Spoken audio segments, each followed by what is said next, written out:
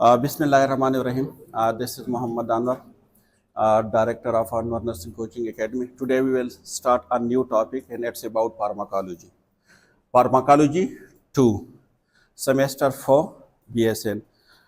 इससे पहले pharmacology already आप लोग पढ़ चुके हैं। इसकी जो मेन कॉन्सेप्ट है फार्माकोलॉजी है क्या, इसकी डिफिनेशन, इसके जो टर्मिनोलॉजी हैं, लेकिन हम रिवीजन आप कह सकते हैं। दोबारा हम कुछ जो मेन डिफिनेशन है उसको हम डिस्कस करेंगे आज इंट्रोडक्शन क्लास में, ठीक है। इसके बाद फिर हम स्टार्ट करेंगे एंटी हाइपरटेंसिव ड्रग्स से, फिर जो एरेथमिया के लिए जो ड्रग्स यूज़ होते हैं, जो कार्डिक जितने भी प्रॉब्लम है इससे रिलेटेड जितने भी ड्रग हैं, तो कार्डिक वास्कुलर सिस्टम को हम पहले डिस्कस करेंगे और इसके बाद जो बाकी सिस्टम है उसको हम डिस्कस करेंगे। लेकिन आज हम सिर्फ और सिर्फ क्या जो टर्मिनोलॉजी है, जो मेन, क्योंकि कॉन्सेप्ट इज पावर, ठीक है। जब तक आपकी कॉन्सेप्ट क्लियर ना हो तब तक आप नहीं पढ़ सकते। फार्माकोलॉजी वेरी इजी टॉपिक है, वेरी इंटरेस्टिंग टॉपिक है और इंशाल्लाह हम कोशिश करेंगे कि नमूने के थ्रू आप लोगों को हम सिखाएं।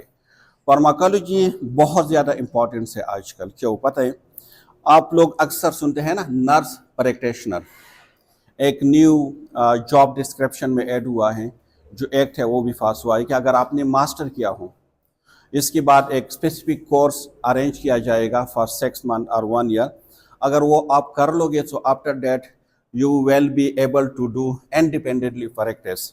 आपने खुद जिस तरह क्लिनिक चलाते हैं डॉक्टर्स, तो आप भी फिर क्लिनिक ओपन कर सकते हैं और आपका नाम दिया गया है नर्स प्रैक्टिशनर।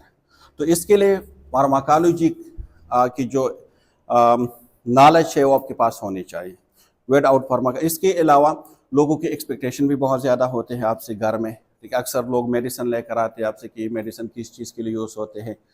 ये मेडिसिन अक्सर प्रेगनेंसी में हमारे पास आते कि मेडिसिन हम प्रेगनेंसी में दे सकते या नहीं दे सकते, तो इसके बारे में आपके पास नॉलेज होनी चाहिए। तो कोशिश करेंगे कि हम चीज़ों को समझें, ठीक है, सिर्फ पढ़े नहीं, क्योंकि पढ़ तो आप खुद भी कर सकते हैं।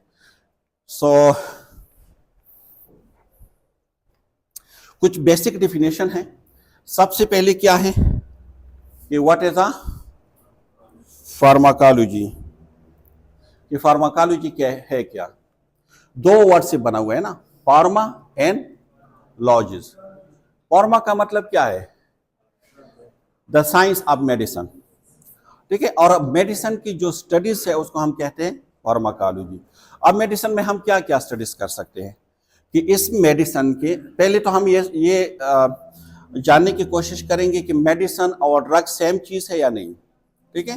अक्सर हम कहते हैं ना कि मुझे ड्रग चाहिए या कहते हैं मुझे मेडिसिन चाहिए, इंटरचेंजेबल हम यूज़ करते हैं इन दो वर्ड को, लेकिन ये दोनों सेम नहीं है।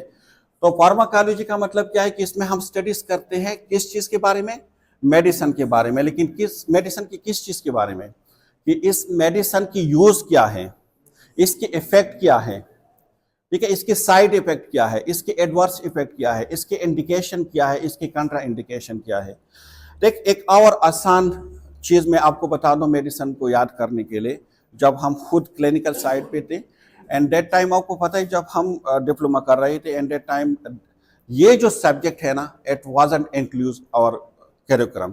फार्माकोलॉजी हमने मतलब डिप्लोमा में नहीं पढ़ा था, ये फिर बीएस में और एमएस में हमने फार्माकोलॉजी की पढ़ा है।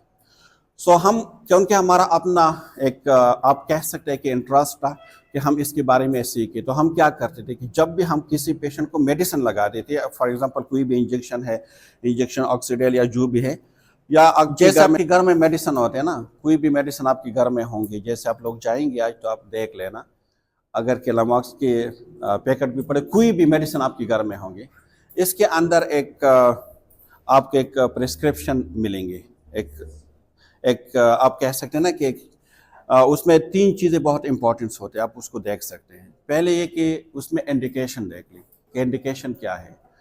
इंडिकेशन का मतलब ये है ना कि मतलब आप ये मेडिसिन क्यों देते हैं, कौन से कंडीशन में आप इस मेडिसिन को दे सकते हैं। लेकिन एक बात याद रखें कि 2 नेम होते हैं ना मेडिसिन के, हर मेडिसिन के 2 नेम होते हैं, एक जेनेरिक नेम होता है और एक ट्रेड नेम होते हैं। तो the most important thing is generic name, जिसको हम फार्मूला भी कहते हैं ना, ठीक है, अगर हम कोई भी, अगर आप यूरिन टेबलेट ले लें या डाइक्लो ले लें, so this is a trade name.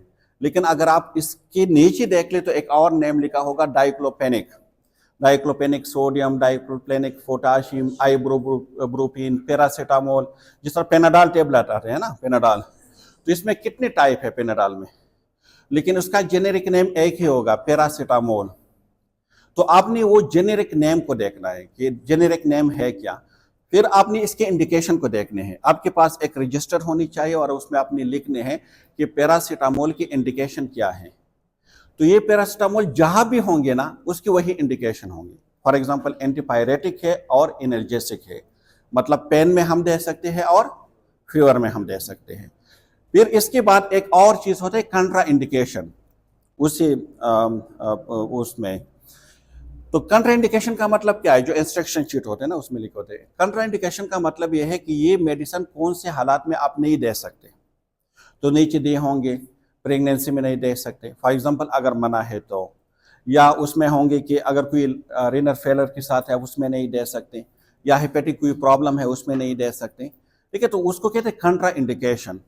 तो आपने उसको भी नोट करना है कि ये इंडिकेशन है, ये कंट्रा इंडिकेशन है। इसके बाद दो चीजें और आपने देखने हैं। एक है डोज, कि इसकी डोज क्या है, कितनी mg है, bd है, od है, tds है, tid है। ये सारी चीजें हम, अगर आप लोगों को याद हो तो हमने मैथ्स में पढ़ा था कि od का क्या मतलब है, bd का क्या मतलब है, bid का क्या मतलब है, tds का क्या मतलब है, ये सारी चीजें हम पढ़ चुके थे। ठीक है, तो डोज आपने देखने हैं। इसके बाद आपने देखने हैं कि इसके साइड इफेक्ट क्या है, आपने लिखने हैं अपने साथ कि ये साइड इफेक्ट है, और इसके एडवर्स इफेक्ट क्या है। अब साइड इफेक्ट क्या है, एडवर्स इफेक्ट क्या है, तो आगे हम डिस्कस करेंगे डिफिनेशन में, तो हम डिटेल से देखेंगे। ठीक है, एक होता है मोड ऑफ एक्शन या मैकेनिज्म, जो आप लोग पढ़ेंगे उसको भी मैं आसान तरीका आपको बताऊंगा। तो फार्माकोलॉजी में आपको ये बता रहा था कि अगर आपके पास बुक्स भी नहीं है फिर भी आप मेडिसिन को पढ़ सकते हैं, क्योंकि एज अ नर्स आपकी सबसे ज्यादा इंटरेक्शन तो मेडिसिन के साथ होगी, क्योंकि नर्स का जो मेन जॉब डिस्क्रिप्शन है आजकल वो क्या है, जो प्रिस्क्राइब मेडिकेशन है उसको एडमिनिस्टर करना। तो मेडिसिन तो आपके हाथ में आएंगे, जब आपके हाथ में मेडिसिन आएंगे तो आप उस मेडिसिन से आप काफ़ी चीज़ें सीख सकते हैं कि ये मेडिसिन है क्या, किस लिए क्या है, कहाँ पे दे सकते हैं, कहाँ पे नहीं दे सकते। ठीक है, तो अगर आप इंटरेस्टेड हो तो आप मतलब एक ही क्लिनिकल में आप काफ़ी चीज़ें सीख सकते हैं। तो pharmacology is the science of drug and their effect on biological system. Biological system क्या है, ह्यूमन बीइंग आप ले सकते हैं। ठीक है, एक बॉडी, एक लिविंग ऑर्गेनिज्म के ऊपर इसका क्या इफेक्ट है, चाहे ह्यूमन हो चाहे एनिमल्स हो। सही है, pharmacology is related to the pharmacokinetics and pharmacodynamics. Pharmacodynamics और काइनेटिक्स दो वर्ड इसमें यूज हुआ है। एक है काइनेटिक, काइनेस्टिक किस चीज को कहते हैं, काइनेटिक मोमेंट को। ठीक है, तो इसको सिंपली यू कैन से कि what the body does with the drugs, कि आपकी बॉडी ड्रग्स के साथ क्या करते हैं, उसको क्या कहते हैं, फार्माकोकाइनेटिक्स। और ये आप कह सकते हैं ना कि किस चीज से आप उसको याद कर सकते हैं, किस चीज से। आप लोग एक व्हाट्सएप ग्रुप बनाते हैं ना, हमारा एक सब्जेक्ट है फार्माकोलॉजी, तो मैं आपसे कहता हूं कि आप व्हाट्सएप ग्रुप बनाए और इसमें मुझे ऐड करें, ऐड मी। तो ऐड मी से आप उसको याद कर सकते हैं। ए का मतलब क्या है, एडमिनिस्ट्रेशन, एडमिनिस्ट्रेशन है, एब्जॉर्प्शन। डी का मतलब क्या है, डिस्ट्रीब्यूशन। एम का मतलब क्या है, मेटाबॉलिज्म। ई का मतलब क्या है, एक्सक्रीशन। तो एड मी, ये फार्माकोकाइनेटिक्स आप याद कर सकते हैं कि उसमें एड मी का जिक्र होगा। सही है। अब dynamics, pharmacodynamics, D use for drug. D किस चीज के लिए, डी ड्रग्स आप लिखते हैं तो किस चीज से लिखते हैं, पहले वर्ड क्या है, डी है ना, तो ये डी को आप याद कर सकते हैं। तो इसका मतलब क्या है कि what drug does with the body, कि जो ये ड्रग है ना ये बॉडी के साथ क्या करते हैं। ठीक है, तो इसका मतलब क्या हो गया, इफेक्ट ऑफ द ड्रग, कि ड्रग की बॉडी के ऊपर क्या इफेक्ट है। फॉर एग्जांपल अगर आप कोई एनेस्थेटिक देंगे तो पेशेंट क्या होंगे, ड्राउजी होंगे, अनकॉन्शियस होंगे, इसका इफेक्ट है ना। अगर आप एनर्जेसिक देंगे तो पेशेंट की पेन क्या होगी, कम होंगे। तो ये जो इफेक्ट है इफेक्ट की टाइप है, आगे हम पढ़ेंगे। 3 टाइप ऑफ इफेक्ट है, आगे हम पढ़ेंगे। इफेक्ट को हम देखते हैं किस चीज में? फार्माकोडायनामिक्स में, डी ड्रग, और काइनेटिक्स मीन मोमेंट, एडमी। तो ये हम स्टडी करते हैं फार्माकोलॉजी में। थेरापेटिक यूज, थेरापेटिक यूज का मतलब क्या है? जो मेडिसिन आप and the purpose of treatment देते हैं उसको कहते हैं therapeutic use. And toxicology, toxicology का मतलब क्या है? Side effect, adverse effect, unwanted, undesirable effect, जो आप नहीं चाहते कि वो इफेक्ट हो, ठीक है, अनवांटेड इफेक्ट को कहते हैं। तो फार्माकोलॉजी में हम क्या पढ़ते हैं? ड्रग्स के इफेक्ट, कि इसके इफेक्ट क्या है, उसके साइड इफेक्ट क्या है, इसके एडवर्स इफेक्ट क्या है, किस तरह एब्जॉर्ब होते हैं, किस तरह डिस्ट्रीब्यूट होते हैं बॉडी में, किस तरह मेटाबॉलिस होते हैं। एक्सक्रीशन हम देखते हैं कि किडनी के थ्रू है या जो बाइल है उसके थ्रू है। 2 टाइप ऑफ एक्सक्रीशन मोस्टली होते हैं, या किडनी के थ्रू एक्सक्रीट होते हैं और या लीवर जो आपकी स्टूल में, ठीक है, बाइल के थ्रू। तो अगर कोई ड्रग किडनी के थ्रू एक्सक्रीशन इसके होते हैं तो हम क्या करते हैं? हम उसकी क्रेटिनिन और ये यूरिया ये चेक करते हैं कि आया पेशेंट के जो रेनल कंडीशन है वो ठीक है या नहीं है। अगर नहीं है फिर वो ड्रग हम नहीं देते। और अगर कोई ड्रग लीवर के थ्रू एक्सक्रीट होते हैं तो हम उसकी जो एलिप्टीज है वो हम करते हैं ताकि उसकी लीवर फंक्शन ठीक है या नहीं है। सही है, इस तरह डिस्ट्रीब्यूशन और ये सारी चीजें। अच्छा, नेक्स्ट है ड्रग। ड्रग का मतलब क्या है? Drugs mean any substance which change the physiology of cell, tissue, organ और ऑर्गेनिज्म। हर वो चीज जो आपकी नॉर्मल फिजियोलॉजी में चेंज लेकर आई उसको हम ड्रग कहते हैं।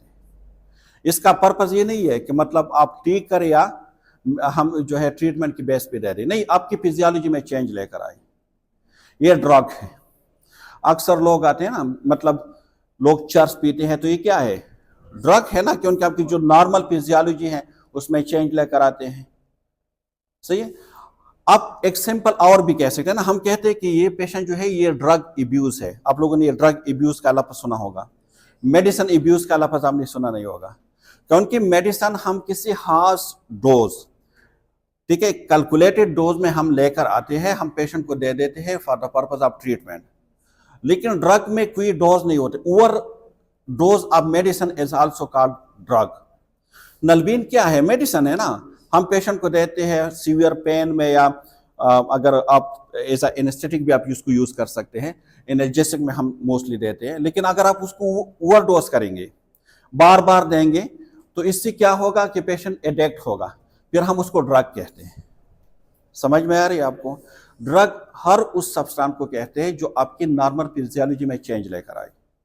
माजून क्या है?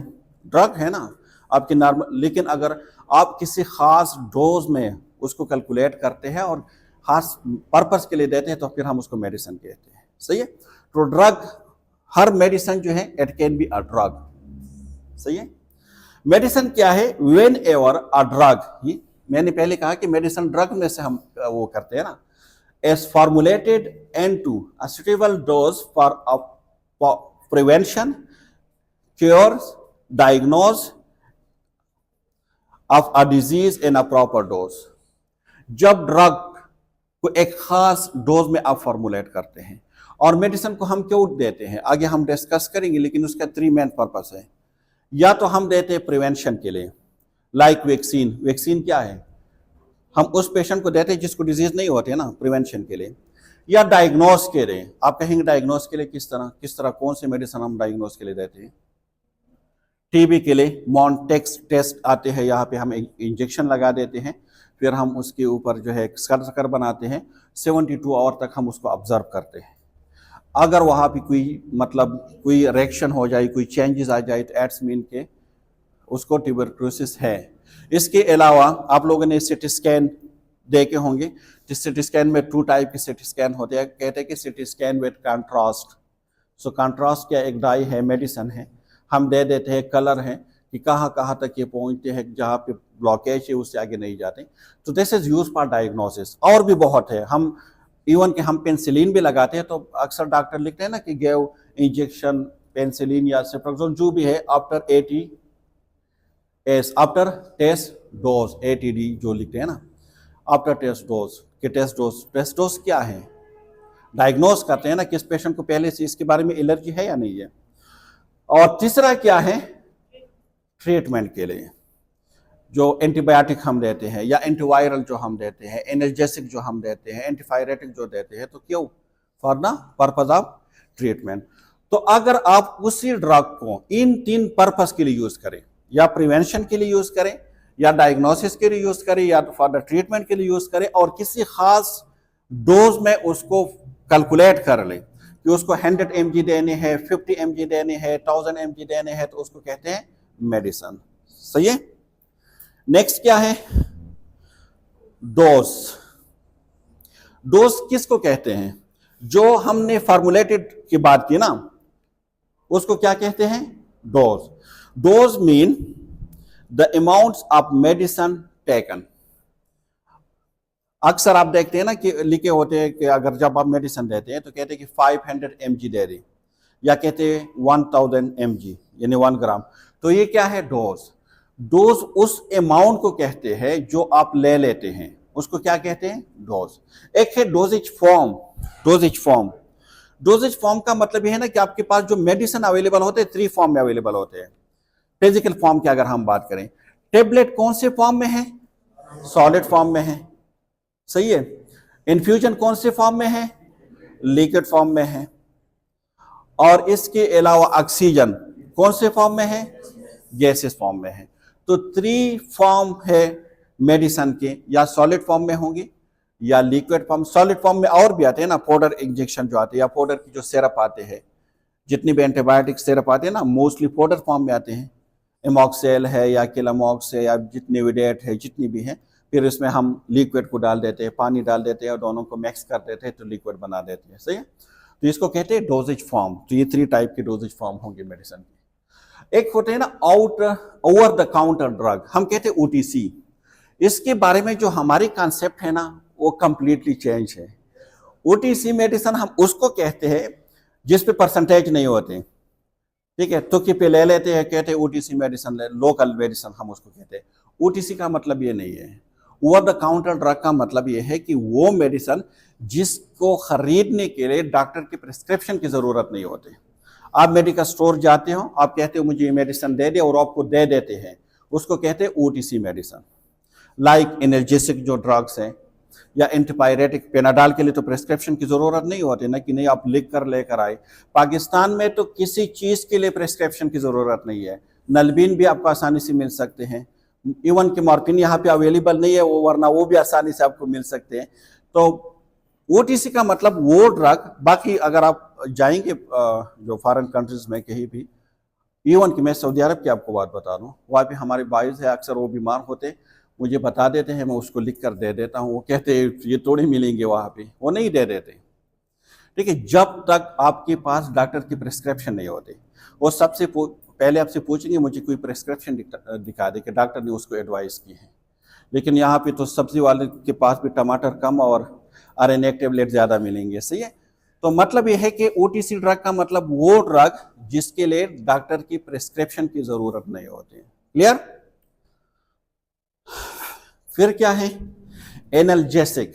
एनाल्जेसिक, जेसिक का मतलब क्या है, एनाल्जेसिक का हर वो मेडिसिन, हर वो ड्रग जो पेन को रिलीव करने के लिए यूज होते हैं, पेन को रिड्यूस करने के लिए यूज होते हैं, जिसमें डाइक्लोपेनिक है, इवन के पैरासिटामोल भी हैं, इसमें आइबोब्रूफीन है, ठीक है, मतलब एनसेट का नाम हम लोगों ने सुना होगा। ये सारे क्या है, एनाल्जेसिक है। सही है। इसके दूसरा क्या है, एंटीपायरेटिक। पायरेटिक यहाँ पे पी है, लेकिन आप उसको F में कन्वर्ट कर दें तो ये फेवर हो जाएगा। हर वो ड्रग जो फेवर के लिए यूज होते हैं, टेम्परेचर के लिए यूज होते हैं, तो वो क्या है, पैरासिटामोल। लेकिन पैरासिटामोल आप एज एंटीपायरेटिक भी यूज कर सकते हैं और एज एनाल्जेसिक भी यूज कर सकते हैं। क्लियर।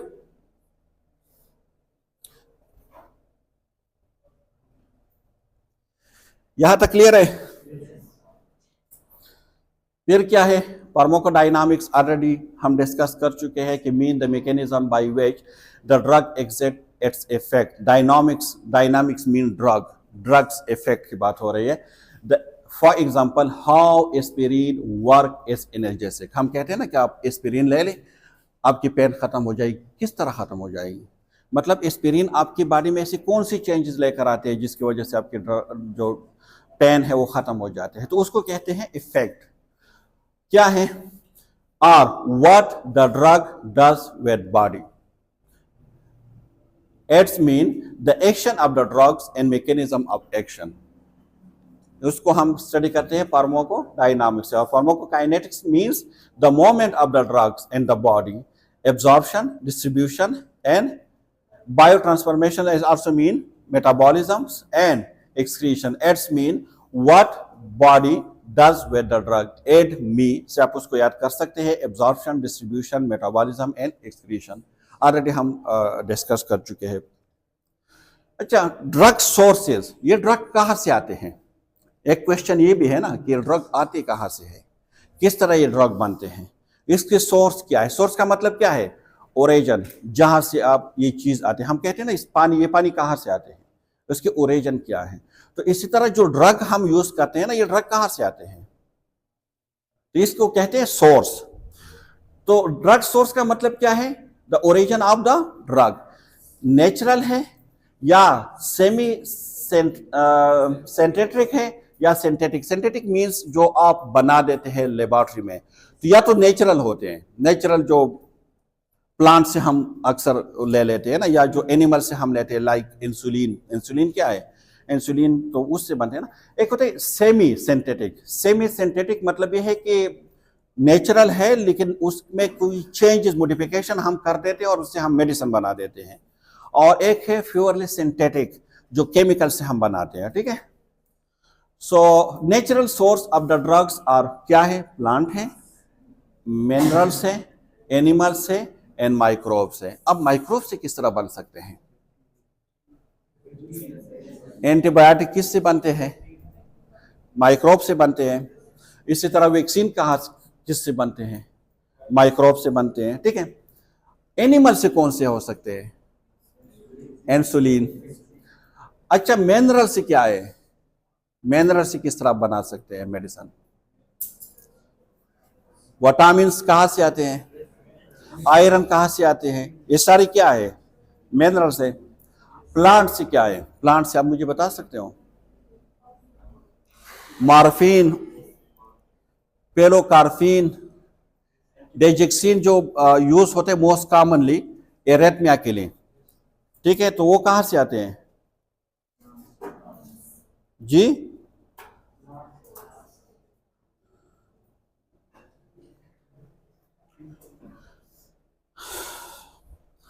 तो प्लांट से कौन से हैं? मॉर्फिन है, पेलोकार्फिन है, और एनिमल से इंसुलिन है, मिनरल आयरन है, या जो आपके एल्बुमिन है, सोडियम क्लोराइड है, और माइक्रो ऑर्गेनिज्म से एंटीबायोटिक।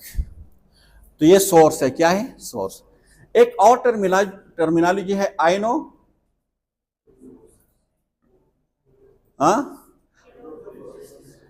इसमें आयन का मतलब क्या है?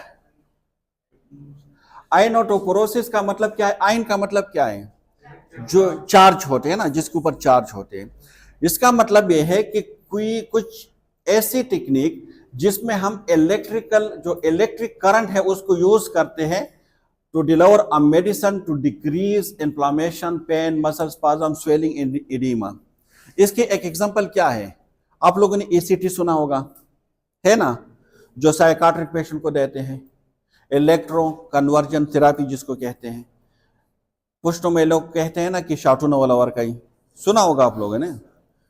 ठीक है। तो जब आप इलेक्ट्रिक करंट को इस मेडिसिन यूज करते हैं किसी ट्रीटमेंट के लिए, ठीक है, तो उस प्रोसेस को कहते हैं आयनोटोपोरोसिस। अच्छा, एक है आइडो सिंक्रेटिक। सिंक्रेटिक का मतलब क्या है? आइडो अननोन, आइडोपेटिक जिसको हम कहते हैं ना, ITP आप लोगों ने सुना होगा, आइडोपेटिक ट्रेम्बो, जिसमें प्लेटलेट्स वो होते हैं। आइडो मीन्स अननोन, सिंक्रेटिक मीन्स जब अनएक्सपेक्टेड ड्रग रिएक्शन, ड्रग की वो एक्शन, वो रिएक्शन जो पहले से एक्सपेक्टेड ना हो, तो उसको क्या कहते हैं? आइडोसिनक्रेटिक एडवर्स रिएक्शन भी हम उसको कह सकते हैं।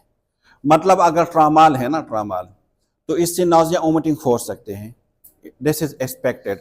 लेकिन खुदा ना ख्वास्ता अगर उससे डायरेक्ट कोई कार्डिक अरेस्ट में चला जाए तो दिस इज आइडोसिनक्रेटिक, बिकॉज ये पहले से मालूम नहीं था कि इस मेडिसिन से ये चीज भी हो सकते हैं, तो उस इफेक्ट को कहते हैं आइडोसिनक्रेटिक। सिनर्जिज्म का मतलब क्या है? देख, अक्सर दो मेडिसिन हम एक टाइम पे यूज करते हैं। फॉर एग्जाम्पल डॉक्टर ने एडवाइस किया ना कि ये मेडिसिन आपने मॉर्निंग में लेनी है, ये मेडिसिन आपने दोपहर पे लेने, और ये मेडिसिन आपने इवनिंग में लेने। हम अक्सर गलती क्या करते हैं पता है? सारी मेडिसिन को एक साथ ले लेते हैं। फॉर एग्जांपल 8 बजे हम मेडिसिन ले लेते हैं और मॉर्निंग के आपके पास 4 मेडिसिन है, तो 4 मेडिसिन हम एक साथ लेते हैं। ऐसा नहीं होना चाहिए। क्यों? क्योंकि 2 टाइप के इफेक्ट होते हैं कम्बिनेशन ऑफ ड्रग के। एक को हम कहते हैं सिनर्जिज्म, ये आप देख सकते हैं, और एक को हम कहते हैं एंटागोनिज्म। सिनर्जिज्म का मतलब यह है कि जब आप 2 मेडिसिन एक साथ लेते हैं तो ये एक दूसरे के इफेक्ट को इंक्रीज करते हैं, ठीक है। और एंटागोनिज्म का मतलब यह है कि जब आप 2 ड्रग एक साथ लेते हैं तो एक दूसरे के इफेक्ट को डिक्रीज करते हैं। तो इसीलिए 2 मेडिसिन को एक साथ पे लेना नहीं चाहिए। सही, कुछ मेडिसिन ऐसे है जिसका कोई इफेक्ट नहीं है, लेकिन मोस्टली इफेक्ट जो मेडिसिन है जब आप कॉम्बिनेशन में लेते हैं, या सिनर्जिज्म काज करेगी या एंटागोनिज्म, या तो एक दूसरे के इफेक्ट को, फॉर एग्जांपल आप पैरासिटामोल भी ले रहे हैं और आप ब्रूफिन भी ले रहे हैं, तो एक दूसरे के इफेक्ट को इंक्रीज करेंगे, पेन को जल्दी खत्म करेंगे। 2 मेडिसिन आप एक साथ ले रहे हैं, ठीक है। लेकिन आप कैल्शियम भी ले रहे हैं, फॉर एग्जांपल आप दूध के साथ अक्सर हम मेडिसिन ले लेते हैं ना, तो वो क्या करते हैं? वो मेडिसिन की जो एब्जॉर्प्शन है उसको डिक्रीज करते हैं, और मोस्ट ऑफ द मेडिसिन क्या करते हैं? यूरिन में एक्सक्रीट करते हैं। लेकिन घर में अगर आप देख ले तो खसूसन फीमेल की मैं बात कर लूँ, अपनी पुरानी जो दादी है और मदर है उसकी, आज भी वो मेडिसिन दूध के साथ लेते हैं ना। आप उसको जितना भी मना करें वो कहते हैं नहीं, वो स्टमक वो करते हैं ना, अपसेट कर देते हैं, सो दैट्स वाई वो कर। लेकिन वो क्या है? एंटागोनिज्म है, उसके इफेक्ट को जाहिर कर देते हैं। तो सिनर्जिज्म का मतलब क्या है कि means when the combination of drug increase the effect, और एंटागोनिज्म का मतलब क्या है कि means when the combination of drug decrease the effect. सही है, तो ये इन चीज का ख्याल आपने रखना है। ये टर्मिनोलॉजी मोस्टली आप जो प्रीवियस पेपर देखेंगे सारे में वही टर्मिनोलॉजी रिपीट हुई है। सही है। पेशेंट कंप्लायंस का मतलब क्या है? पेशेंट कंप्लायंस, देख डॉक्टर एडवाइस करते हैं ना, ये मेडिसिन आपने 8 बजे लेने हैं, ये 2 बजे लेने हैं, ये 10 बजे लेने हैं। पेशेंट कंप्लायंस का मतलब ये है कि पेशेंट उस प्रेस्क्रिप्शन को फॉलो करता है। कितना फॉलो करता है, उस एक्सटेंट को कहते हैं पेशेंट कंप्लायंस, ठीक है। ये बेसिक डिफिनीशन फार्माकोपिया, पुया का मतलब क्या है? ये कुछ पब्लिकेशन होते हैं, कुछ आप कह सकते हैं ना, आप लोगों ने मेडिसिन के ऊपर देखा होगा बीटी और यूएसपी आपने देखा होगा, क्या कुछ मतलब आप कह सकते हैं कि बड़े बड़े पब्लिकेशन या कंपनी होते हैं जो मेडिसिन को अप्रूव करते हैं, ठीक है। तो उसमें 2 बहुत कॉमन है, एक बीपी और एक यूएसपी। बीपी का मतलब क्या है? ब्रिटिश फार्मा, और यूएसपी का मतलब क्या है? United state pharma. तो इसमें कोई ये नहीं है कि ये ड्रग अच्छा है और ये ड्रग बुरा है, ऐसा कुछ नहीं है, ठीक है। लेकिन ये ऐसे आप कंपनी उसको कह सकते हैं, पब्लिकेशन आप उसको कह सकते हैं कि ये ड्रग को वो दे देते हैं। सो फार्माकोपिया का मतलब क्या है? Pharmacopoeia is an official publication containing a list of medical drug with their effect and direction for their use। सही है। ये इसमें से 2 बुक्स मेरे पास अवेलेबल हैं, उसमें से अगर कोई कॉपी करना चाहे तो उसके लिए मैं दे सकता हूं। एक्टिव इंग्रेडिएंट का मतलब क्या है? एक्टिव इंग्रेडिएंट का मतलब क्या है? इसका मतलब है mean biological and active substance which क्या कहते हैं? Produce effect. हमारे बॉडी में भी ऐसे कुछ एक्टिव इंग्रेडिएंट है, या मेडिसिन में भी कुछ ऐसे है, जैसे वो आ जाते हैं बॉडी में तो उसको एक्टिवेट करते हैं और जो इफेक्ट है वो प्रोड्यूस करते हैं। आगे हम जब रिसेप्टर की बात करेंगे तो आपकी समझ में आ जाएंगे। एफिकेसी का मतलब क्या है? एक मेडिसिन के मैक्सिमम इफेक्ट को हम एफिकेसी कहते हैं। हम कहते हैं ना, ये मेडिसिन, जब हम मेडिसिन ले लेते हैं तो हम उससे पूछते हैं कि इसकी एफिकेसी क्या है, 70% है, 80% है, 90% है। जितनी एफिकेसी इंक्रीज होगी इसका मतलब यह है कि इतना ये मेडिसिन सही काम करता है। सही, कुछ मेडिसिन होते हैं ना, वैसे पाउडर बेच देते हैं लेकिन उसका कोई काम, मतलब जो जिस फंक्शन के लिए आप दे देते हैं वो नहीं करते, तो उसको यार एफिकेसी उसकी कम होते हैं। तो एफिकेसी का मतलब होता है इफेक्ट। सही है। So the maximum effect of the drug can produce regardless of dose. Potency का मतलब क्या है? पोटेंसी, हम अक्सर डोज देते हैं ना कि 100 mg देना है, 50 mg देना है। हम सबको देख, कुछ मेडिसिन ऐसे होते हैं, अगर मैं टोराडाल की बात करूं तो हम 30 mg देते हैं, लेकिन अगर मैं एंटीबायोटिक की बात करूं तो अगर टूसम की हम बात करें तो 2 ग्राम दे देते हैं, अगर ऑक्सीडेल की बात करें तो 1 ग्राम दे देते हैं ना। क्यों?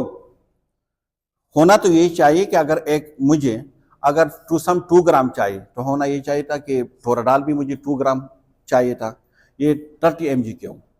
क्योंकि ये वो पोटेंसी है, एक ड्रग के अपने अलग अलग पोटेंसी होते हैं।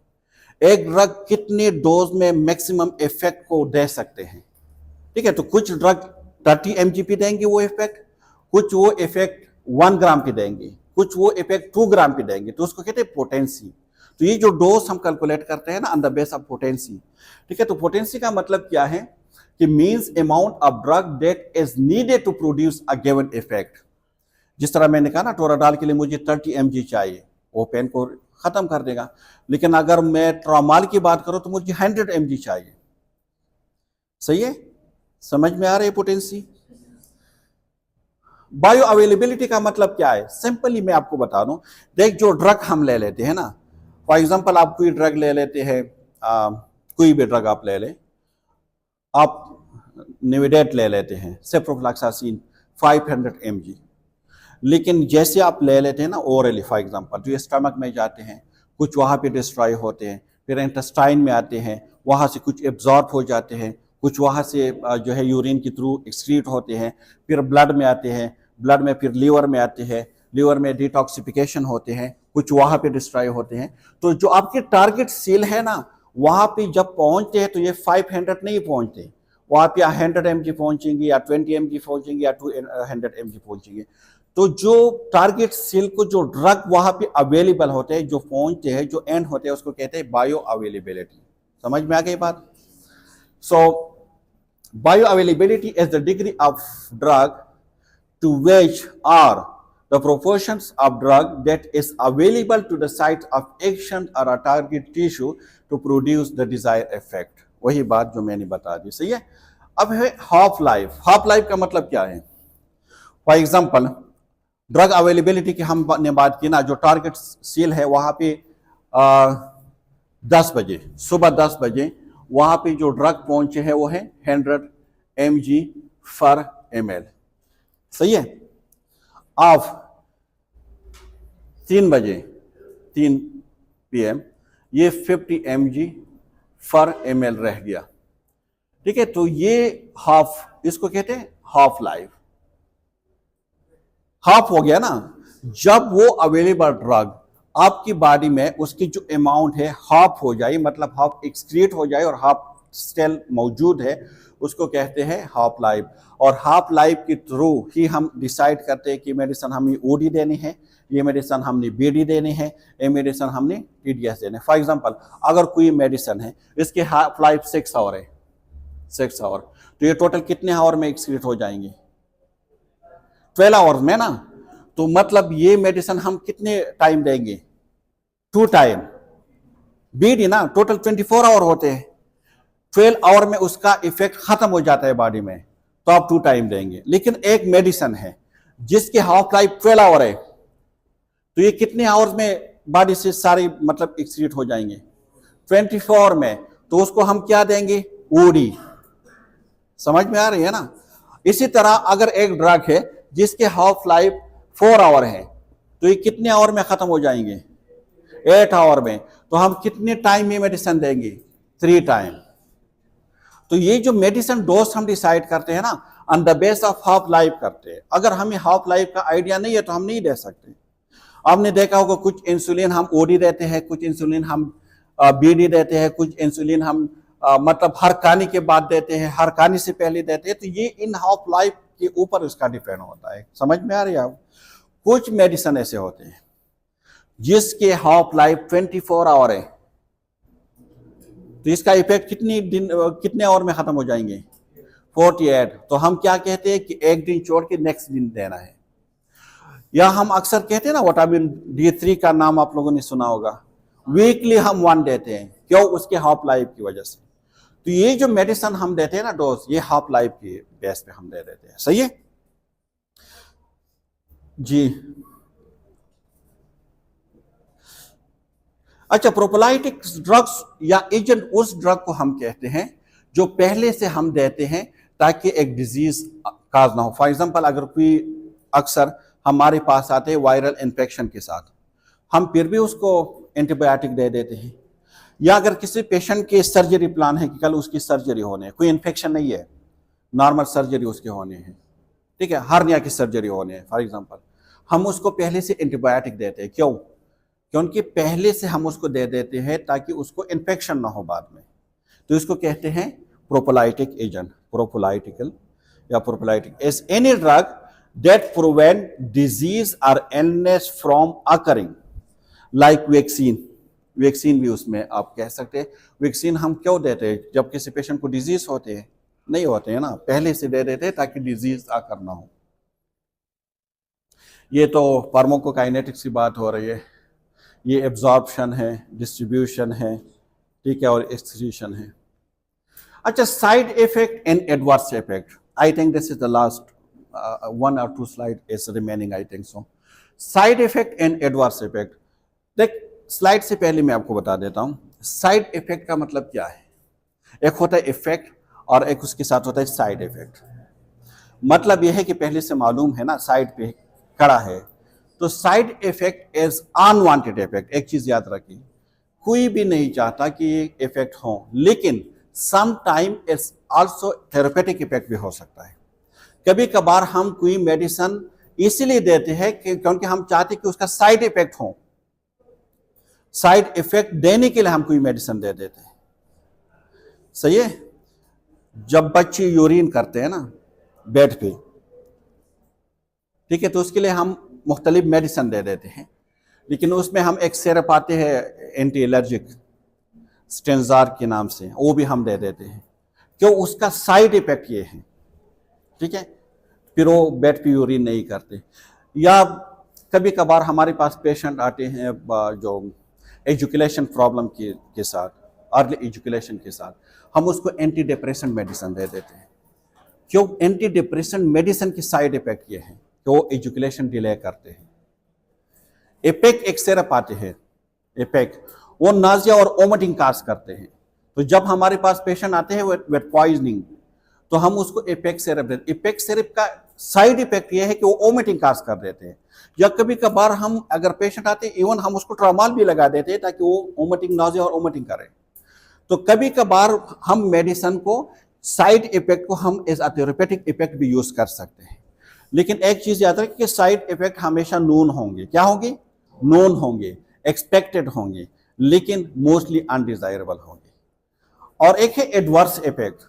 एडवर्स इफेक्ट अननोन होंगे, अनवांटेड होंगे, अनएक्सपेक्टेड होंगे, अनडिजायरेबल होंगे। सही है? तो ये एडवर्स इफेक्ट है। सो इफेक्ट की अगर हम बात करें, इफेक्ट ऑफ द ड्रग्स, तो 3 टाइप के इफेक्ट है, मैंने पहले बता दिया था ना। एक आपके पास है थेरेपेटिक इफेक्ट, इसको बेनिफिशियल या वांटेड इफेक्ट भी कहते हैं, जो आप चाहते हैं, जिस पर्पस के लिए आप मेडिसिन देते हैं उसको कहते हैं थेरेपेटिक इफेक्ट। एक है टॉक्सिकोलॉजिकल। टॉक्सिकोलॉजिकल मीन, टॉक्सिक किसको कहते हैं? जहर को। वो इफेक्ट जिसका जहरीला असर हो। मतलब क्या है? जो अनवांटेड। फॉर एग्जाम्पल, आप एक मेडिसिन तो इसलिए नहीं दे रहे कि वो नाज़िया वोमिटिंग काज करे, वो काज कर रहे हैं। एक मेडिसिन तो इसलिए नहीं दे कि वो हेडेक काज करे, वो काज कर देते हैं। एक मेडिसिन तो इसलिए नहीं दे रहे कि मतलब वो ड्राउजनेस काज करे, लेकिन वो काज कर देते हैं। सही है? और एक है एडवर्स इफेक्ट। एडवर्स इफेक्ट मैंने आपको पहले बता दिया कि एक ऐसे इफेक्ट जो पहले से मालूम भी ना हो, एक्सपेक्टेड भी ना हो, अनवांटेड हो, अनडिजायरेबल हो, उसको कहते हैं। अब एम्स ऑफ ड्रग को हम क्यों देते हैं? 3 इसकी एम्स हैं। पहले क्या था? Prevention, cure and diagnose. लेकिन इन तीनों को इसलिए देते हैं because improve the quality of life. सही है।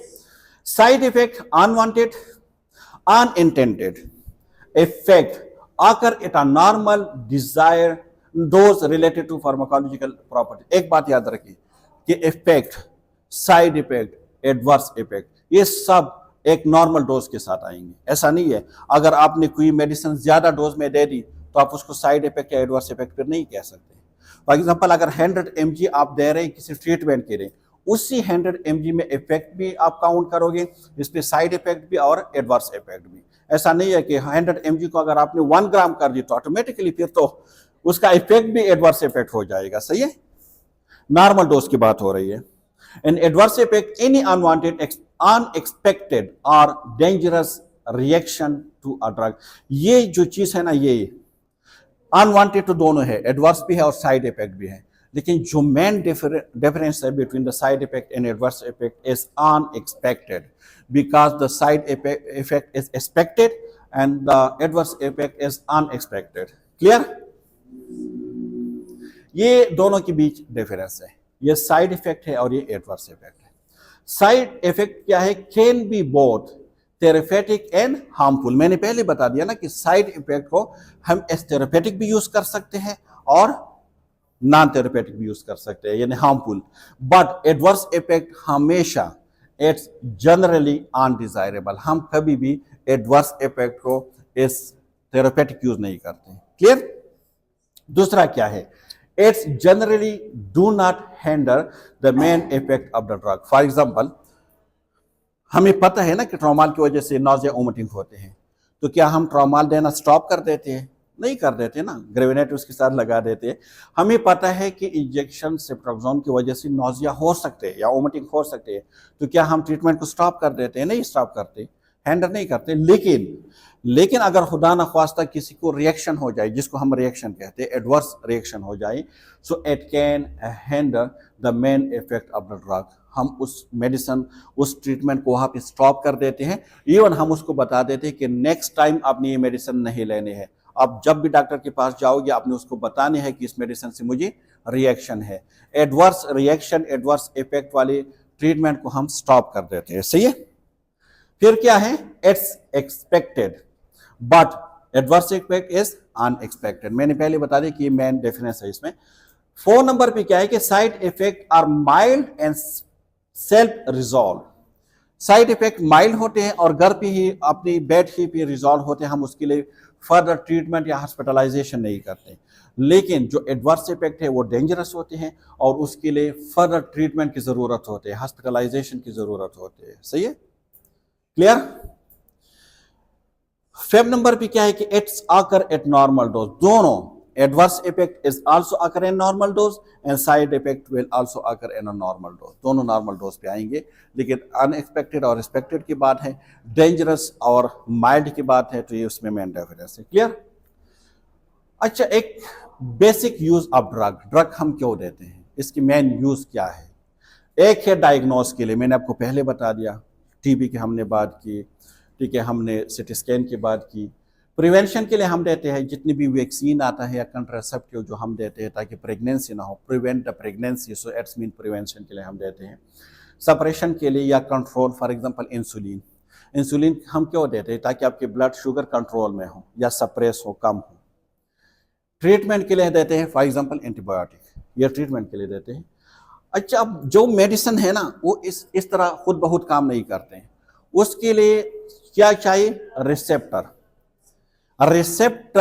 रिसेप्शन, रिसीव करने वाला।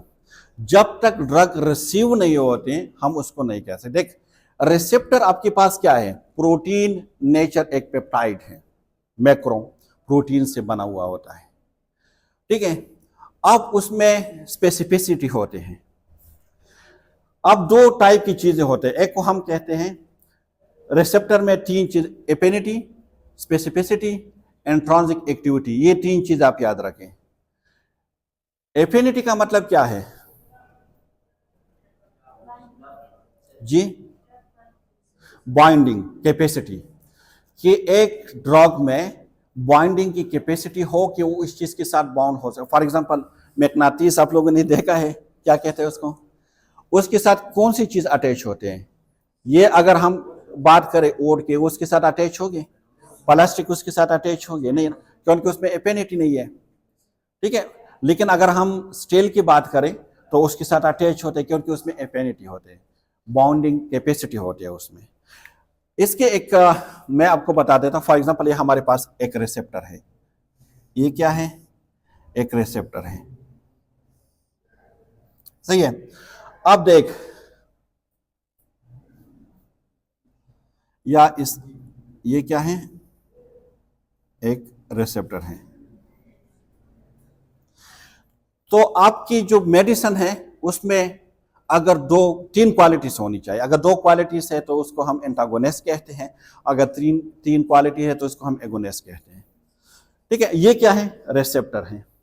अब इस रिसेप्टर के लिए फॉर एग्जांपल एक मेडिसिन है, तो इस मेडिसिन में तीन चीजें हम देखते हैं। सबसे पहले स्पेसिफिसिटी। स्पेसिफिसिटी का मतलब ये है उसका शेप, उसका शक्ल ऐसे हो जो इसमें फिट हो, ठीक है। तो इसमें किस तरह आप फिट करोगे? एक ऐसी चीज आपको चाहिए ना, ये, तो ये इसमें फिट आएगा ना। अगर आपके पास ये वाला सर्कल हो तो ये इसमें फिट आ सकता है? नहीं आ सकता ना। अगर आपके पास एक मेडिसिन ऐसा है, ये उसमें आ सकता है? नहीं आ सकता। तो सबसे पहले मेडिसिन में क्या होनी चाहिए? स्पेसिफिसिटी। ये स्पेसिफिसिटी है तो आके यहाँ पे फिट होंगे। उस बॉन्डिंग को हम क्या कहते हैं? एफिनिटी। उसमें ये कैपेसिटी हो कि ये ड्रग आके रिसेप्टर के साथ बाउंड हो जाए। अगर सिर्फ ये दो एक्टिविटीज है उसमें और नहीं है तो उसको हम कहते हैं एंटागोनिस्ट। लेकिन उसमें अगर एक और एक्टिविटीज है उसको कहते हैं ट्रांसिक एक्टिविटी या आर एफिकेसी। एफिकेसी का मतलब क्या है? जो इस रिसेप्टर को या तो उसको क्या करे? स्टिमुलेट करे या डिस्टिमुलेट करे, ठीक है। तो उसको क्या कहते हैं? ट्रांसिक एक्टिविटी। अगर कोई मेडिसिन, इनमें तीन क्वालिटीज हो, क्या? स्पेसिफिसिटीज हो, उसमें शेप उसकी बिल्कुल उस तरह हो जो उसमें फिट आ सकते हो, बाउंडिंग कैपेसिटी हो उसमें, एफिनिटी, और ट्रांसिक एक्टिविटी हो। ट्रांसिक एक्टिविटी ये कि जब ये मेडिसिन आकर यहाँ फिट हो जाते हैं और ये उसको स्टिमुलेट करते हैं रिसेप्टर को। हर रिसेप्टर का अपना काम होता है। फॉर एग्जांपल अगर हम बीटा 1 रिसेप्टर की बात करें, बीटा 1 के, बीटा 1 क्या करते हैं? हार्ट कार्डिक कॉन्ट्रैक्शन को इंक्रीज करते हैं, ये करते हैं ना, कार्डिक आउटपुट को इंक्रीज करते हैं, ठीक है। इसी तरह अगर हम बीटा 2 की बात करें तो बीटा 2 कहाँ पे है? लंग्स में है। तो लंग्स में उसका काम क्या है? रिलैक्सेशन, रिलैक्स कर देते हैं, ठीक है, एयरवे को। और यूट्रस में है तो वहां पे कॉन्ट्रैक्शन को क्या करते हैं? खत्म कर देते हैं ना, रिलैक्स रखते हैं ना आपके मतलब यूट्रस को। तो उसको कहते हैं जब इसको स्टिमुलेट करते हैं, उसका जो फंक्शन है उसको इंक्रीज करते हैं, तो उसको कहते हैं एगोनिस्ट। क्योंकि उसमें तीन क्वालिटी होगी, स्पेसिफिसिटी भी होगी, एफिनिटी भी होगी, और ट्रांसिक एक्टिविटी और एफिकेसी भी होगी। लेकिन कुछ मेडिसिन ऐसे होते हैं जिसमें तो स्पेसिफिसिटी भी होते हैं, एफिनिटी भी होते हैं, लेकिन उसमें ट्रांसिक एक्टिविटी नहीं होते। तो इसको हम किस चीज़ के लिए यूज़ करते हैं पता है? हम इसलिए यूज़ करते हैं ताकि हम उस रिसेप्टर में उसको बाउंड करें, ताकि इस रिसेप्टर को ब्लॉक करें। क्योंकि यहाँ पे एगोनिस्ट भी होंगे ना, ऐसा ना हो कि वो एगोनिस्ट आए और इस रिसेप्टर के साथ अटैच हो जाए। फॉर एग्जांपल अगर किसी की कार्डिक आउटपुट इंक्रीज है, कार्डिक आउटपुट क्या है? इंक्रीज है, तो हम क्या कहते हैं? हम कहते हैं उसको बीटा ब्लॉकर दे दें। आप लोगों ने नाम सुना होगा। तो बीटा ब्लॉकर क्या काम करते हैं कि वो आकर, उसमें एफिनिटी भी होते हैं, स्पेसिफिसिटी भी होते हैं, वो आके उस रिसेप्टर को ब्लॉक कर देते हैं। उसमें ट्रांसिक एक्टिविटीज नहीं होती, वो उस रिसेप्टर को स्टिमुलेट नहीं करते, उसका जो फंक्शन है उसको खत्म कर देते हैं। मैं इसके एक एग्जांपल बता देता हूं। यहाँ पे तीन चेयर है ना, एक चेयर क्या है? खाली है। आप बाहर से कोई भी आ सकता है और इस चेयर पे बैठ सकता है। मेल भी उस पर बैठ सकता है, फीमेल भी उस पर बैठ सकता है, ठीक है, कोई टेररिस्ट भी उस पर बैठ सकता है, कोई भी उस पर बैठ सकता है। लेकिन अगर मैंने वहां से एक और या कोई भी नहीं, किसी बैग को मैंने उठाकर उस चेयर पे मैंने रख दिया, तो इस चेयर को मैंने ऑक्युपाइड कर दिया। अब बाहर से कोई आएगा तो उसको बैठने का जगह नहीं मिलेगा, ठीक है। लेकिन अगर मैं ऑक्युपाइड नहीं करूंगा तो कोई भी बैठ सकता है। इसी तरह जब तक मैं उस रिसेप्टर को ब्लॉक नहीं करूंगा तो हमारी बॉडी के अंदर भी हार्मोन है, एपिनेफ्रिन है ना, नॉरएपिनेफ्रिन है ना, एट्रोपिन का नाम आप लोगों ने सुना, एड्रेनालिन है ना हमारी बॉडी में। तो ये क्या है, ये बीटा रिसेप्टर को भी स्टिमुलेट करेंगे, आपकी कार्डियक एक्टिविटीज और भी इंक्रीज होंगे, तो इसलिए उसको ब्लॉक कर देते हैं। तो ये एगोनिस्ट का मतलब ये है जिसमें 3 कैरेक्टरिस्टिक्स हो, एफिनिटी, स्पेसिफिसिटी, एफिकेसी और ट्रांजिक एक्टिविटी।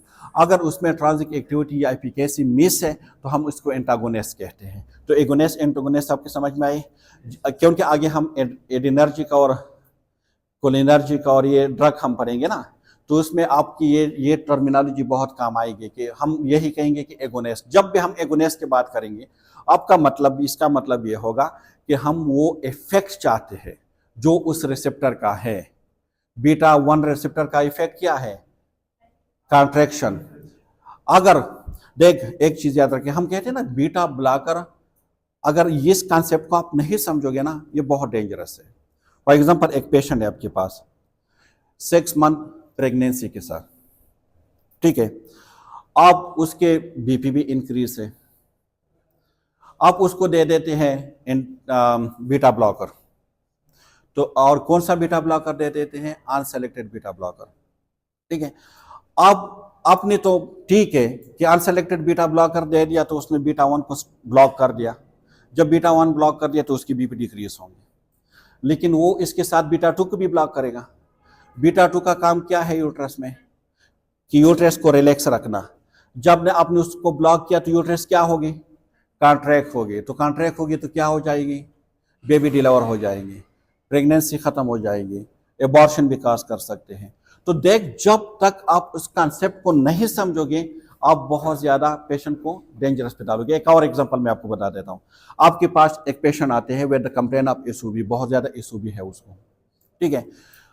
पेशेंट नून केस में एस्टिमेटिक भी है, डॉक्टर कहते हैं कि उसको इंजेक्शन लेबोटालोल लगा दो क्योंकि उसकी बीपी जो है वो 250 ओवर 130 है। फॉर एग्जांपल बीपी हाई है ना, आपके पास क्या ऑप्शन है, लेबोटालोल लगा दे ताकि बीपी कम हो जाए। अब लेबोटालोल क्या है, बीटा 1 बीटा 2 ब्लॉकर है ना, बीटा ब्लॉकर है।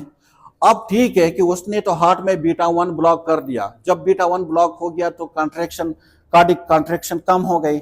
जब कार्डिक कॉन्ट्रैक्शन कम हो गई तो कार्डिक आउटपुट कम हो गए। हम बीपी में आगे पढ़ेंगे कि बीपी का मतलब क्या है, BP is equal to cardiac output multiply by peripheral resistance. जब आपने कार्डिक आउटपुट को कम कर दिया तो बीपी कम हो गई, ऐसा हुआ। लेकिन आपको पता है कि लंग्स में भी बीटा 2 रिसेप्टर है, और जहां भी बीटा 2 रिसेप्टर होंगे तो उसका मतलब है रिलैक्स रखना। उसने एयरवे को रिलैक्स रखा हुआ है, आप सांस ले सकते हैं, फिर भी मुश्किल है लेकिन ले सकते हैं। लेकिन जैसे आपने बीटा 1 को ब्लॉक किया तो उसने बीटा 2 को भी ब्लॉक किया। जब बीटा 2 को ब्लॉक किया तो एयरवे कॉन्ट्रैक्शन हो गया ना, एयरवे ऑलरेडी भी नीरो थी और भी आपने नीरो कर दी, तो क्या हो जाएगा, पेशेंट वेल बी का रेस्पिरेटरी अरेस्ट में चला जाएगा, खत्म, बात ही खत्म। बीपी कम हो या ना हो, उसकी जिंदगी तो आपने कम कर दी। तो ये मेडिसिन की जो कॉन्सेप्ट है ना, ये एगोनिस्ट एंटागोनिस्ट रिसेप्टर इससे आते हैं। तो आपने सबसे पहले इन चीजों को समझना है।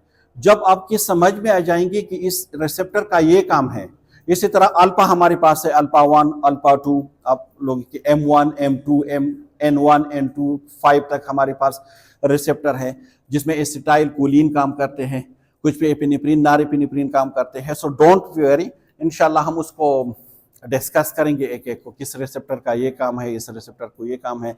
लेकिन ये टर्मिनोलॉजी याद रखें कि जब रिसेप्टर को एक्टिवेट करना है, स्टिमुलेट करना है, so you will use agonist. जब रिसेप्टर को ब्लॉक करना है, रिसेप्टर की जो एक्टिविटीज है उसको स्टॉप करने हैं, so then you will use antagonist. क्योंकि एंटागोनिस्ट क्या है कि वो सिर्फ उस जगह को ऑक्युपाइड करते हैं ताकि आपकी बॉडी में जो बाकी एपिनेफ्रिन नॉरएपिनेफ्रिन है वो इस बीटा 1 या बीटा 2 के साथ वो क्या अटैच ना हो, उस जगह को ऑक्युपाइड करते हैं सिर्फ। समझ में आ रही बात?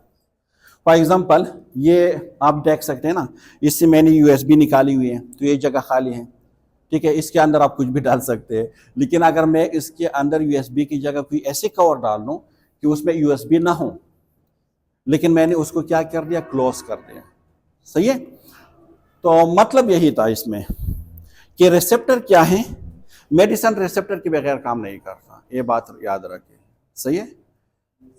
इसके एक एग्जांपल मैं आपको बता देता हूँ। अक्सर जो मेल गंजे होते हैं ना, कहाँ से गंजे होते हैं, पीछे से या सामने से, सामने से होते हैं ना, क्यों? और फीमेल क्यों नहीं होते, फीमेल क्यों नहीं होते ना जी? रिसेप्टर का गेम है। यहाँ पे जो रिसेप्टर है ना, वो कौन से रिसेप्टर हैं, टेस्टोस्टेरोन वाले रिसेप्टर हैं, जो फीमेल में नहीं होते हैं। तो मेल जैसे मेल के एज ज्यादा हो जाते हैं, टेस्टोस्टेरोन कम हो जाते हैं, ठीक है। जवानी और बूढ़े में तो फर्क होते हैं। तो यहाँ पे जो रिसेप्टर है वो फिर वो नहीं करते, तो ये बाल क्या है, खत्म हो जाते हैं। फिर जब आप ट्रांसप्लांट करते हैं ना, यहाँ से निकाल के यहाँ पे लगा देते हैं, वो कभी खत्म नहीं होते। क्यों नहीं होते? जब आप बाल लगा देते हैं ना, ट्रांसप्लांट कर देते, क्यों खत्म नहीं होते, दोबारा क्यों नहीं वो खत्म हो जाते, क्यों? बिकॉज यहाँ पे जो रिसेप्टर है ना, वो टेस्टोस्टेरोन मतलब सेंसिटिव रिसेप्टर नहीं है। तो आप उस बाल को यहाँ पे लगा देते हैं, टेस्टोस्टेरोन कम हो या ज्यादा हो, उस पर उसका कोई इफेक्ट नहीं है। तो ये सारी जो गेम है ना, ये रिसेप्टर की गेम है। रिसेप्टर के बगैर कुछ भी नहीं हो सकता, तो आपने उसको समझना है, सही है। तो देख, रिसेप्टर क्या है कि are macro molecular usually protein in nature having specific 3 dimension structure होते हैं उसके, मैंने जो आपको बता दी, ठीक है। 3 डायमेंशन स्ट्रक्चर होते हैं उसके, perform a specific physiological pharmacological function. क्या है फार्माकोलॉजिकल फिजियोलॉजिकल फंक्शन? या इंक्रीज करते हैं किसी चीज को, या डिक्रीज करते हैं, या स्टॉप कर देते हैं, ठीक है। अब एफिनिटी क्या है, मैंने आपको पहले बता दिया कि the capacity of bonding. So affinity is the tendency of a drug to bound with a receptor. Receptor अगर एक ड्रग है, फॉर एग्जांपल किसी ड्रग में स्पेसिफिसिटी नहीं है, ये वाला ड्रग है सर्कल वाला, लेकिन रिसेप्टर इस टाइप के हैं, तो क्या इसमें एफिनिटी होगी? वो इसके साथ मतलब अटैच हो सकते हैं? नहीं हो सकते ना। तो एफिनिटी के लिए स्पेसिफिसिटी लाजमी है कि उसी तरह की हो, सही है, समझ में आ रही है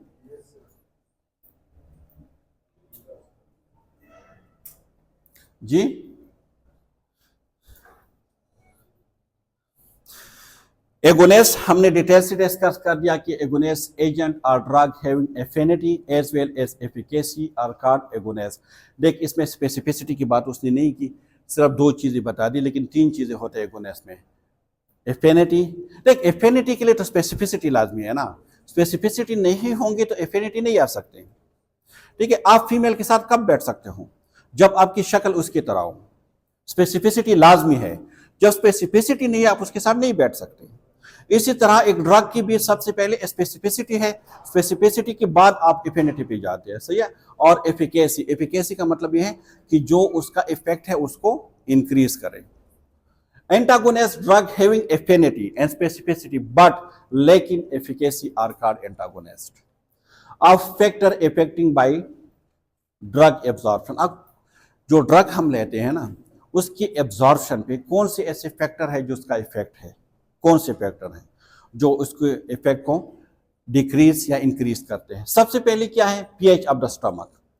कुछ मेडिसिन ऐसे होते हैं जो स्टमक पीएच को सेंसिटिव होते हैं, जैसे जाते हैं उसको डिस्ट्रॉय कर देते हैं। आपने ब्रोकीन टेबलेट देखे हैं किसी ने? देखे हैं? किस कलर के होते हैं? पिंक कलर के होते हैं। ये जो पिंक कलर उसके ऊपर है ना, ये क्या है, उसको हम कहते हैं कोटेड टेबलेट। क्या कहते हैं? ये टेबलेट पिंक नहीं है, ये व्हाइट है, लेकिन उसके ऊपर एक कोटेड एक कोट चढ़ा हुआ है ना। क्यों, किसके लिए? बिकॉज वो स्टमक को बहुत सेंसिटिव है, अगर आप डायरेक्ट देंगे तो स्टमक भी डिस्ट्रॉय हो जाएंगे, आगे नहीं जाएंगे, तो इसलिए उसको स्टमक की जो HCl है उससे बचाने के लिए हम दे देते हैं। तो पीएच उसके ऊपर उसका इफेक्ट है। Nature of the salt, nature, ठीक है, नेचर क्या है, सॉलिड है, लिक्विड है, क्या है। पेशेंट कंडीशन, अगर यंग है उसकी इम्यूनिटी स्ट्रांग होंगे, अगर ओल्ड है। जीआई मोटिलिटी, अगर कोई कॉन्स्टिपेशन के साथ है तो सारे ड्रग एब्जॉर्ब हो जाएंगे। अगर कोई डायरिया के साथ है और आप उसको दे देंगे, सारे ड्रग तो निकल जाएंगे, एब्जॉर्प्शन के लिए मौका नहीं मिलेगा।